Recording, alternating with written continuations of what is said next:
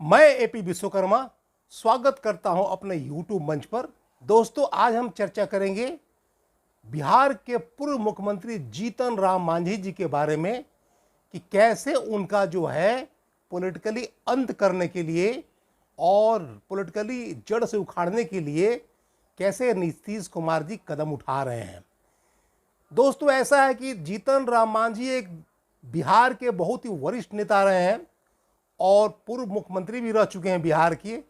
लेकिन उनका अगर आप पॉलिटिकल कैरियर देखिएगा तो एक बात का पता चलेगा कि जिसके अच्छे दिन होते हैं उसके साथ रहते हैं, और जब किसी के अगर बुरे दिन शुरू हो जाते हैं उसका साथ छोड़ देते हैं। कहने का मतलब वो सुख के साथी हैं, दुख के साथी नहीं है। मतलब वो अवसरवाद की राजनीति करने में माहिर हैं। तो उनका मान के चलिए पॉलिटिकली कैरियर करीब 1980 के दशक से शुरू होता है, जब बिहार में जगन्नाथ मिश्र मुख्यमंत्री हुआ करते थे। और जब उनका अच्छे मंत्री रहे, विधायक रहे, अच्छे अच्छे पोस्ट होल्ड किए, और वो मुसहर जाति से आते हैं। तो मुसहर जाति की जनसंख्या करीब करीब मान के चलिए बिहार में 50 लाख के आसपास है, तो उसको रिप्रेजेंट करते हैं। उसके बाद लालू प्रसाद यादव का समय आया 90 से लेकर 2005 तक, तो वो लालू प्रसाद यादव के साथ आ गए। जैसे उनका डाउन हुआ समय, जैसे उनका समय गिरा, वो नीतीश कुमार के साथ आ गए। जेडीयू के जब सरकार बनी तो जेडीयू में आ गए। मतलब ये शो करता है कि वो एक अवसरवादिता की राजनीति करते हैं। उनको कभी भी बिहार का विकास, देश का विकास, मुसहर का विकास से कोई लेना देना नहीं है। और करीब करीब मान के चलिए 45 ईयर्स के पॉलिटिकल कैरियर में हमको नहीं लगता किसी मुसहर, एक भी मुसहर का विकास किए होंगे या तरक्की किए होंगे। उनको पूरा अपने परिवार का, अपने बेटा का, बेटी का, दामाद का बिल्कुल भविष्य सुंदर हो, विकास हो, डेवलपमेंट हो, तरक्की हो, सारे परिवार राजा महाराजा की तरह जिंदगी गुजारे, यही उनका नियति रहता है। और पूरी जिंदगी उनकी पारिवारिक पर ही केंद्रित रहती है, सुख सुविधा पर और आगे बढ़ने पर। वो मुसहर के नाम पर मुसहर को ठगने का ही काम करते हैं, ये बात जान लीजिए। तो हर चीज का एक गोल्डन पीरियड होता है। तो इनको मान के चलिए 2014 के पहले कोई लोग उतना जानता नहीं था। 2014 के बाद ये पॉपुलर हुए, सीएम बने। उसके बाद इनको सीएम से हटाया गया। फिर हम हिंदुस्तान अवामी मोर्चा गठन किए, फिर अलायंस किए आरजेडी के साथ, फिर अलायंस किए एनडीए के साथ, कभी अमित शाह के साथ, कभी कांग्रेस के साथ, कभी नीतीश के साथ, कभी लालू यादव के साथ। मतलब तरह तरह के डेली कोई ना कोई बदलते रहते हैं। मन की इनकी कोई स्टेबिलिटी नहीं है। मतलब ये अविश्वसनीयता का प्रतीक है। माने ये इनक्रेडिबल चेहरा है। माने इनकी कोई क्रेडिबिलिटी है ही नहीं पॉलिटिक्स में। ये कब किधर पलटी मार देंगे, ये पलटू राम है, और इनका कोई ठिकाना नहीं कब किधर पलटी मार देंगे।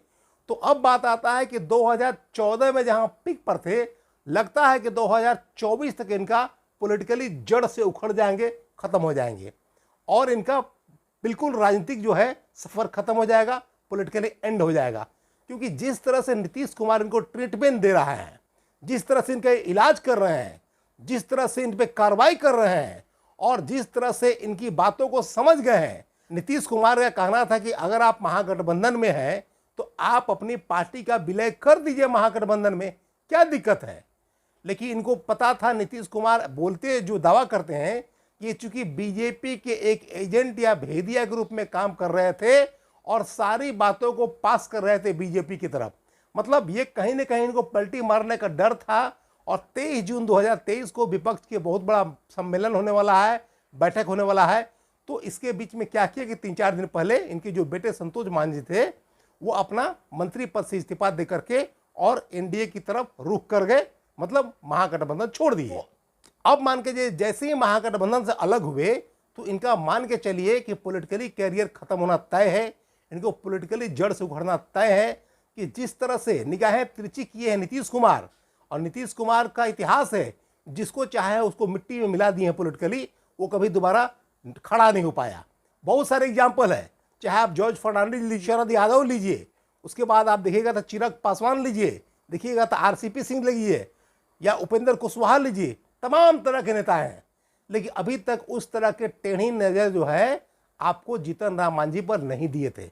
लेकिन अब उन्होंने देना शुरू कर दिया है नीतीश कुमार ने। तो आप मान के चलिए 14 से लेकर 24 तक इनका ये पॉलिटिकली इनका एंड हो जाएगा। ये पॉलिटिकली बिल्कुल जड़ से उखड़ जाएंगे और एक इनका जो एरा होता है, दौर होता है, वो समाप्त हो जाएगा, इनका और इनके बेटे का भी। तो कैसे बोल रहे हैं कि जैसे ही ये छोड़े महागठबंधन और जैसे ही संतोष मांझी इनके बेटे जो है इस्तीफा दिए हैं अपना मंत्री पद से, रत्नेश सादा जो मुसहर जाति को रिप्रेजेंट करते हैं, विधायक हैं, उनको पहले इन्होंने मंत्री बना दिया। तो मंत्री बनाने के बाद रिप्रेजेंटेशन दे दिए उसको तुरंत, मैंने 2-4 दिन के अंदर। उसके बाद जो जिस दशरथ मांझी के नाम पर पॉलिटिक्स किया करते थे, जो माउंटेन मैन के नाम से जाने जाते हैं, जो उन्होंने पहाड़ काट कर रास्ता बना दिया था, उन्हीं के बेटे भगीरथ मांझी को ये अपना पार्टी में शामिल करा दिए। साथ में उनके दामाद मिथुन मांझी को शामिल करा दिए और अपने नेताओं को, अपने कार्यकर्ताओं को पूरा बोल दिया कि इस बार जो है गया से यही चुनाव लड़ेंगे, या जहां से मांझी खड़ा होंगे वहां से भगीरथ मांझी खड़ा होंगे। मतलब कहीं ना कहीं पॉलिटिकली एंड करने की बात हो गई है जीतन राम मांझी की। कहे कि बहुत फुदक लिए, बहुत कूद लिए, बहुत इधर से उधर कर लिए जीतन राम मांझी, लेकिन हर चीज का एक अंत होता है। Everything excess is bad. तो जिस तरह से पूरी जिंदगी पलटी मारते आए हैं, दूसरे को धोखा देते आए हैं जीतन राम मांझी, अब समय आ गया कि इनका पॉलिटिकली खत्म होना तय है। और नीतीश कुमार का जो है मतलब मिशन मांझी मिटाओ अभियान जारी है।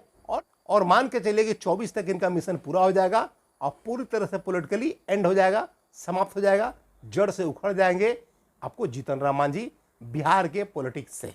तो यही नहीं, अब क्या हुआ कि जब ये दिल्ली की ओर रुख किए हैं जीतन राम मांझी, तो इसके सैकड़ों कार्यकर्ता को जो है आज, जो हम के कार्यकर्ता थे, जीतन राम मांझी के कार्यकर्ता थे, बहुत सारे जिला अध्यक्ष थे या और भी तरह तरह के पदाधिकारी थे, सारे लोगों, सैकड़ों लोगों को आज जेडीयू में भी शामिल करा दिया गया।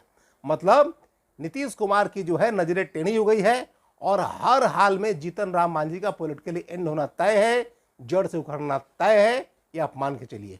अगर आपको वीडियो अच्छा लगा तो लाइक करें, शेयर करें, हाँ, और चैनल को जरूर से जरूर सब्सक्राइब करें।